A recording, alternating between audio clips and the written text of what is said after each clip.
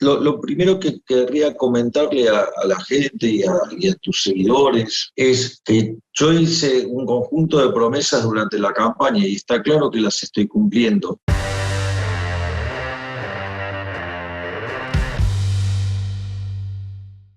El primer punto es, yo dije que iba a renunciar a mi trabajo formal. Si yo era economista jefe de uno de los 3 grupos económicos más importantes de Argentina, un grupo con alcance internacional, y frente a que existiera la posibilidad de algún conflicto ético, yo decidí renunciar. Es decir, la renuncia de hecho consta el 9 de diciembre del año pasado, antes de que yo oficialmente esté en funciones, por decirlo de alguna manera.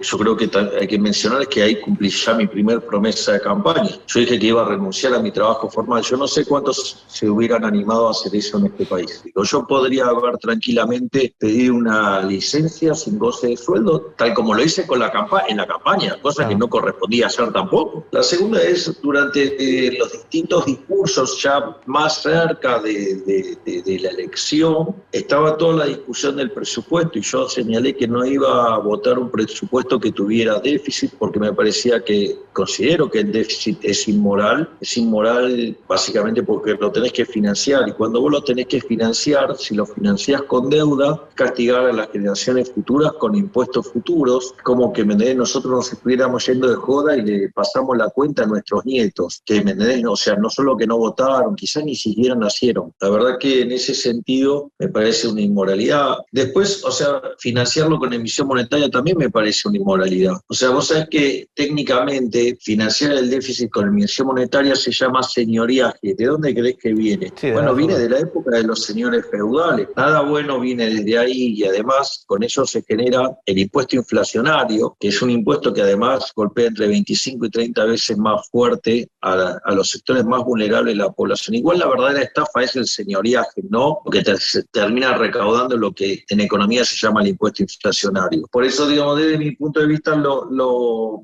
importante es discutirlo en términos de señoriaje, pero viste cómo son estas discusiones, hay un formato establecido y a veces, o sea, te ves forzado a discutirlo en ese formato para que una vez cerrado ese formato puedas avanzar hacia el verdadero formato. O sea, por eso siempre yo hago la mención del señoriaje, pero después termino discutiendo sobre impuestos inflacionarios para después sí terminar yendo al tema del señoriaje. Digo, hay gente discutiendo la naturaleza monetaria de la inflación, imagínate, empezar a discutir la diferencia entre impuesto inflacionario y señoriaje cuando se da, olvidate. El tercer punto es el tema yo dije, de hecho yo en el programa de Viviana Canosa, yo dije que nunca iba a subir un impuesto, ni que iba a crear nuevos. De hecho yo firmé el compromiso con los contribuyentes, así se llama. Quiero agregar algo. Vos firmaste eso porque tu palabra vale, porque de parte de Juntos por el Cambio también firmaron ese tipo de compromisos, pero después votaron a favor de subir impuestos. Pero al margen de eso, vino la discusión de bienes personales, yo acompañé el tema de la suba del mínimo no imponible, porque eso implicaba que 500.000 personas dejaran de pagar impuestos o no pagaran el impuesto. Después, o sea, vino el tema de que el oficialismo impulsó su proyecto y ahí, digamos, se le cobró impuesto se le subió la alícuota a 16.000 personas. Yo claramente ahí me opuse y voté en contra. De hecho, yo voy subiendo a Instagram los votos y obviamente voté en contra de esa iniciativa, o sea, con lo cual volví a cumplir con mi palabra. Después también dije que iba a trabajar activamente en la baja de impuestos y ahí me convocó el diputado Gerardo Milman para avanzar en 2 proyectos, uno que tiene que ver con la eliminación de 2 artículos del Código Aduanero, el 755 y el 756, que son los que les permiten al Poder Ejecutivo fijar retención. La realidad es que las retenciones son un impuesto. Está en contradicción con el artículo 75 de la Constitución, que es el Parlamento el que determina los impuestos. Por lo tanto, o sea, yo apoyé la iniciativa de barrer con esos artículos del Código Aduanero para que la discusión vuelva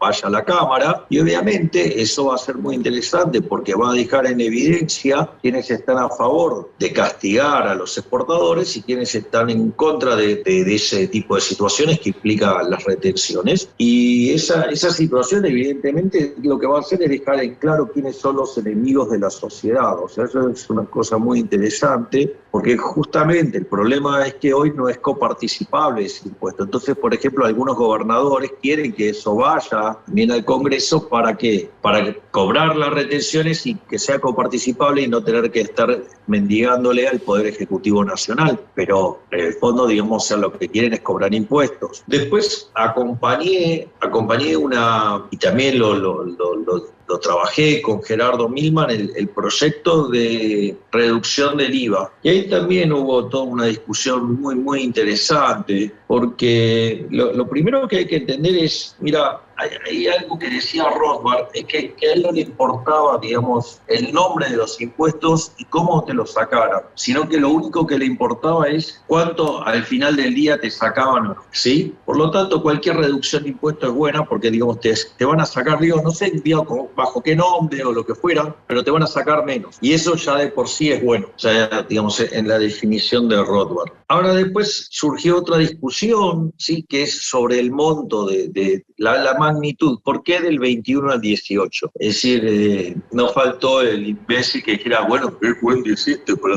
determinar que el 18 es óptimo? No se determinó nada. O sea, de hecho, digamos, o sea, en mi mundo ideal los impuestos no deberían existir. Claro. Y de hecho todo punto metodológico tiene que ver con los problemas de construcción de la economía neoclásica. Yo eso lo llamé la tiranía de las funciones cóncavas. A ver, habrás visto alguna vez la idea de la curva de Laffer, sí, que es una curva donde, digamos, conforme vos aumentás la tasa impositiva, la recaudación sube, pero sube menos que proporcionalmente, llegás a un máximo y después empieza a caer. O sea, una función cóncava, ¿sí? Cóncava quiere decir que tiene concavidad, o sea, de ahí viene. Quiere decir que hay un nivel óptimo de impuestos. Yo lo llamo la falacia del valor medio. Entonces, digamos, tiene que haber algo en el medio que es lo correcto, y eso es una pelotudez, porque, digamos, algo entre respetar la vida y asesinar a una persona podría ser la tortura, y no existe un nivel de tortura óptimo. Todas esas cosas de situaciones en el medio tienen que ver con lo que yo llamo entonces la tiranía de las funciones cóncavas. Es decir, ¿por qué? Porque es una función que dada su función,